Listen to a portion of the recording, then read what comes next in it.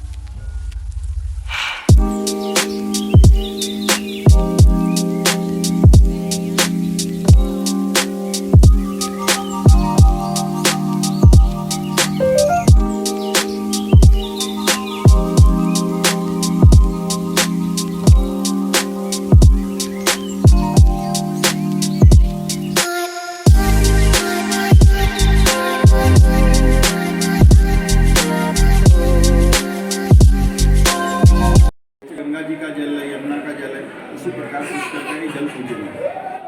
ये जल के बीच में जो ऑरेंज कलर का छतरी देख रहे हैं आप, ये भगवान ब्रह्मा का यज्ञ स्थली है। यहाँ पे ब्रह्मा जी ने यज्ञ किया था और इन्हें ब्रह्मा जी श्रापित हुए। ये ब्रह्मा जी को श्राप कैसे लगा, ये पुष्कर राज कैसे बना, यहाँ का 2 मिनट का जानकारी है, वो हम आपको बताते हैं। पुष्कर राज इसके लिए यात्री लोग आते हैं, मंदिर मुक्ति नहीं, जल का नाम पुष्कर। जल के चारों तरफ बने 52 घाट है, नगर में 1000 यहाँ पे मंदिर है। किसी भी मंदिर में भगवान के अपने हाथ से फूल प्रसाद पूजा नारियल दान नहीं होता है, क्योंकि ब्रह्मा जी को श्राप है।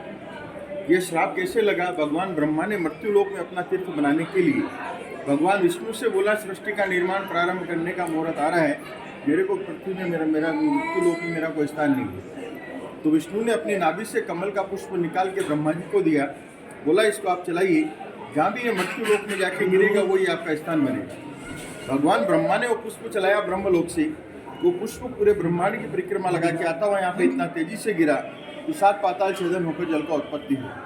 तो पुष्प नाम हुआ फूल का और कर नाम ब्रह्मा जी के हाथ का। दोनों का संधि करने से जल का नाम पुष्कर हुआ, नगर का नाम पुष्कर हुआ। यहीं से भगवान ब्रह्मा ने सृष्टि का निर्माण किया और हजारों साल ब्रह्मा जी ने यहाँ पे तपस्या करी। जब भगवान ब्रह्मा का तप सफल हुआ तो भगवान विष्णु ने ब्रह्मा जी से बोला, आपका तपोभूमि हो गया, यहाँ पे आपको यज्ञ हवन करना चाहिए। तो कार्तिक महीने में एकादशी से पूर्णिमा का 5 दिन का ब्रह्मा जी का यहाँ पे यज्ञ का मुहूर्त निकला। इसीलिए यहाँ पुष्कर मेला लगता है साहब, नवंबर में लाखों यात्री स्नान के लिए आते हैं। एकादशी के रोज यहाँ सभी देवता विराजमान थे।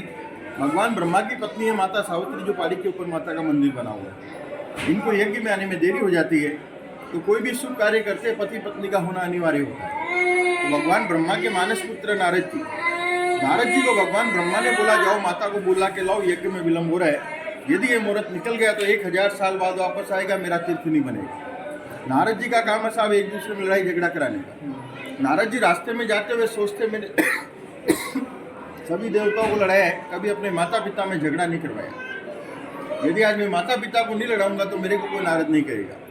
माता से जाके बोलते हैं, आपको पिताश्री ने किस स्थली पे याद किया है, आप अकेली वहाँ जाएंगी, शोभा मान नहीं लगेंगी, आप गाजे बाजे के साथ में सखी सहेलियों को लेकर आइए, आपकी इज्जत बढ़ेगी। इधर आके ब्रह्मा जी से बोला, माता का सिंगार पुण्य आने में समय लगेगा। यज्ञ का मुहूर्त निकला जा रहा था, तो भगवान ब्रह्मा ने क्रोधित होकर के अपने द्वारपाल इंद्रदेव को बुलवाया।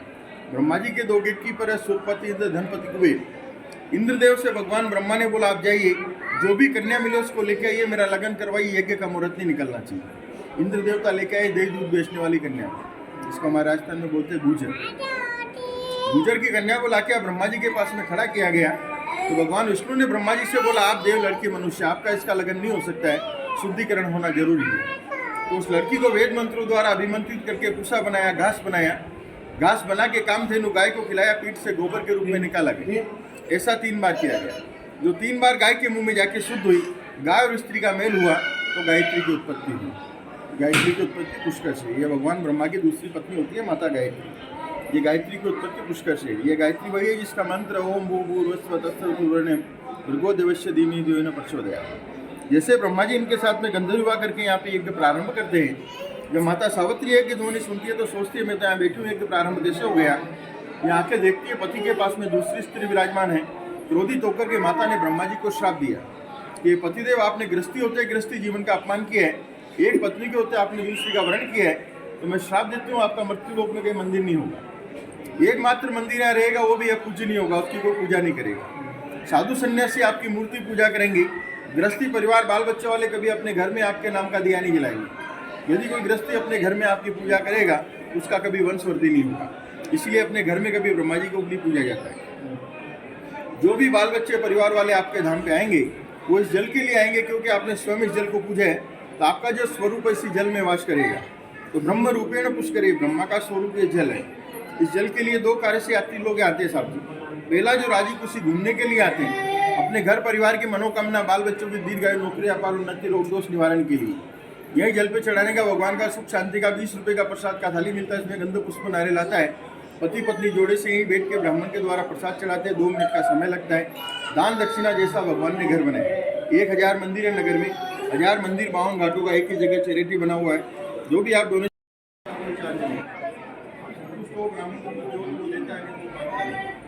दूसरा कार्य होता था अपने परिवार में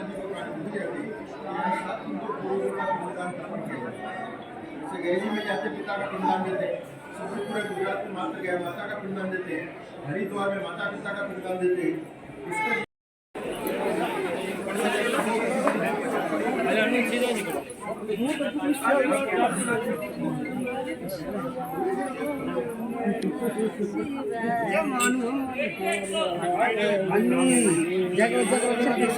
जय